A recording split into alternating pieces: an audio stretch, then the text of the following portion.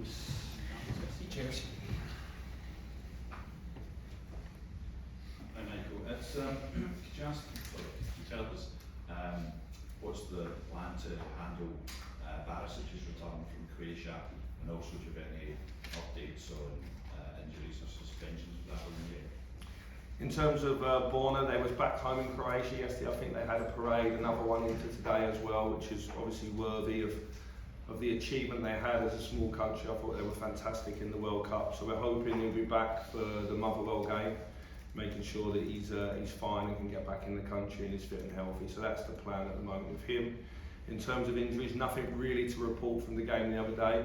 We've sent Stephen Davis for a scan to a slight issue. Well, we hope it's a slight issue and we'll see. So he was the only player that won't travel tomorrow, along with obviously Kamaru compared to the ones that have been training. But everybody else, Connor Goldson will come back into the squad tomorrow. Andrew? We saw how Aberdeen played against Celtic at the weekend. It was obviously very defensive. Are you expecting a similar performance from them? I'm unsure, to be honest. You know, you try to prepare your team for everything. I watched the game. I thought both Aberdeen and Celtic played in a good game. I thought you saw all the sort of patience and the work that Andrew's been doing with Celtic in the last year in terms of how they played the game and how they were patient. And I thought you saw an Aberdeen team that had a game plan and were close to executing it. There was a few close moments in the game where they were lucky not to concede. It's whether Jim thinks that's the way to go against us. I was at the game at Ibrox, 6-7 weeks ago, and obviously we played very well in that game. And so you're unsure, you just prepare your team for everything you can. I've been up there and had some feisty encounters in the past, but it's two new managers in that. Obviously that was Stephen and Derek, and they were fantastic games. I thought they were everything that was good about Scottish football. So I'm enjoying going up there, or will enjoy going up there, because I think it's a good game. Could well be a good test of the attacking credentials of your side. Yeah, because you see where we're at. You know, we're going to have to maybe use everybody that we've got in the squad in terms of finding a solution to open the door. I'm not going to give you any secrets right now, but I think the way we played the second half the other day will create chances against every team in this league. So it's important we start where we left off on Thursday, because I was pleased with the second half in particular. Just finally for me, is Antonio Cholak available for this game? No, he will be available on Friday though. Michael, can I just cast your mind back to the opening game of the title winning season, obviously at Pittodrie? That seemed like a massive, momentum builder in that season. Is that the sort of thing that this squad, it could be the same for this squad in terms of that mentality and building it? That team was able to keep clean sheets, and I think that's going to be crucial. You know, on Thursday of last week we had 5 senior centre backs missing, 2 senior left backs, so I was delighted. Going into the game, you knew that not everything was going to be perfect. I didn't think we'd concede on the very first ball into the box, but that team was able to keep clean sheets consistently. I think after that game it went 7 or 8 without conceding. This team needs to have that as well. It needs to know how to grind it out and win ugly at times. I thought that wasn't a fantastic game that day, but obviously it was a great win to start the season off. Good goal from Ryan Kent. So yeah, it's important. We need to improve defensively, and then obviously within our style, I think that will come even more over time. Mentioned Ryan Kent. I know we spoke a lot about his contract in recent weeks, but sometimes players come into their peak years of their career, talk about a fit, being at a club or a coach. Yourself and Ryan Kent go back a long way. Do you feel that you're a good fit for it, perfect fit for each other in terms of your career? Yeah, he might be sick of me because he's known me since he's 14 and he probably thinks, who's this guy coming back in again? But no, on a personal level, it's nice to work with Ryan. He's the sort of player that I like. Very two-footed. He's actually someone that you'd actually say to your academy players like Ianis Hagi to watch, because very two-footed, can go both ways. I like him to be a bit more free. I think that's fair to say. I don't like him playing on one side of the pitch. I like him to have the licence to roam, and you're right, he's coming into his best years, and let's hope that those years are here at Rangers. Michael, you spoke a lot about not adapting as much to teams, trying to imprint yourselves on the opposition. Aberdeen away, that's a great test to presumably do that, because it's normally such a difficult game when you're going away up there. Yeah, I think it's important that we just continue with our identity. I thought first half the other night you saw an anxious team, an anxious crowd, which will happen when you concede so early and then concede straight after scoring yourself. So at half time it was important that we just focused on trying to play in the identity that we we discussed and we've been training, and we did that second half. And I think at this moment in time for us, that's the most important thing, to try and get performance happy. I think that will double up with the results. I certainly don't just want to go all for the result and no style or substance, because I think over a while we might get tripped up with that. It's important we get to the style that we want as quickly as possible. Can I ask you about Steve Davis' problem? It was just a landing in training, so he just gone to have a scan. I don't really want to elaborate on that. Let's wait and see where we are when we get the results today. Jim Goodwin came in for a lot of criticism for his defensive display, Aberdeen's defensive display. Do you think that might bounce him into being more proactive against Rangers? I hope so, because that might leave us with some more spaces, but obviously that's Jim's prerogative. One thing I would say is, the one thing I loved about this league the last time I was here and when I came back to the league is the managers in Scotland, none of us get the ready-made players. So whether that's Ange, whether that's myself, we obviously are more haves than have-nots, but the other clubs rarely buy players and none of us buy the ready-made products. So the managers in Scotland, I think that's why there's so many good Scottish managers. You have to work with the players that you've got week in, week out, and you have to develop them.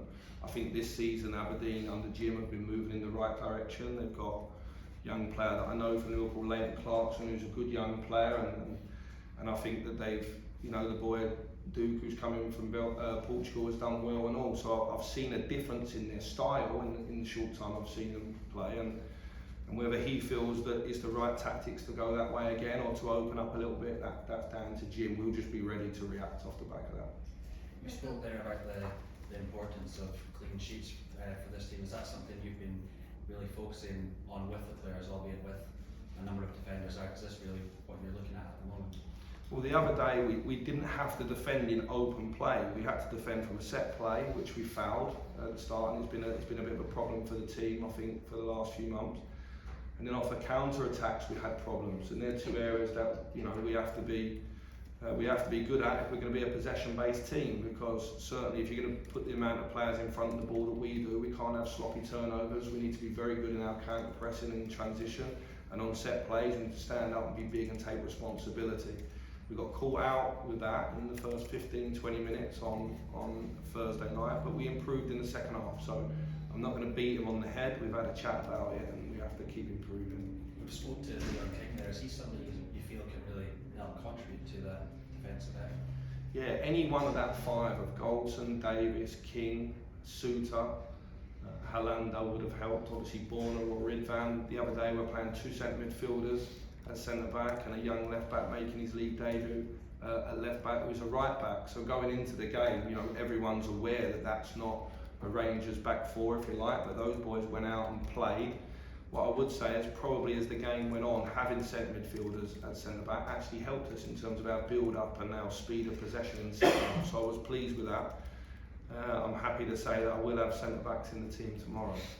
Yeah. Hi Nicholas, you spoke about the character of the team and the resilience after the Hibs game. How important is that going to be to keep that involved in the squad when you look at the fixtures on the calendar coming up? Yeah, well, it's a mentality week. We've got the two longest journeys in Scottish football back to back in 3 days before Christmas, so it's an interesting fixture list. I know this game was obviously moved. So no, I think you go away from home and you have to show something slightly different to what you have to do at Ibrox. Maybe teams are a little bit more open, their fans push them to come and attack you.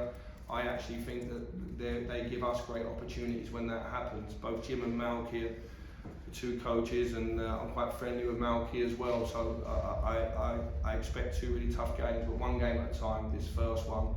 And as I say, we need to start off where we ended the game on Thursday night. Michael, you talk about mentality, and obviously Connor Goldson's back in the squad.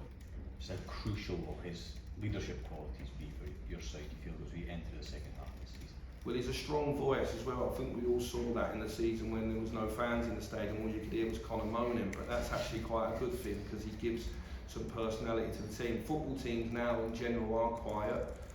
You know, he's someone that in probably the last 250 or 260 games for the club has nearly played 99% of them. So when you have a player so consistent in terms of selection, when you lose him for 4 or 5 games, it does rock the squad, especially when the other centre half has changed so much. The left side centre half has not been as consistent in the same time. So we're delighted to have him back in the squad.